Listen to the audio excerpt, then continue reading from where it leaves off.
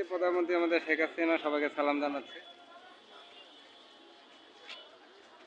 পদ্মা সেতুতে টোল দিচ্ছে। মাওঘাটে জনসভা, যে প্রধানমন্ত্রী আমাদের আপা যিনি যেই উদ্বোধনে যে জনসভা করেছিল, আমরা দেখতে পাচ্ছি সামনে একটি লেকের মধ্যে নৌকা আর জনসভা।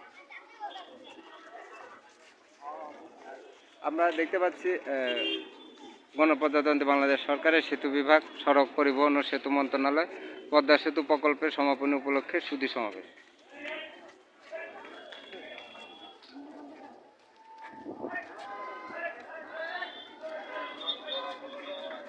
পদ্মা সেতু উদ্বোধন করেন 25শে জুন মাননীয় প্রধানমন্ত্রী শেখ হাসিনা।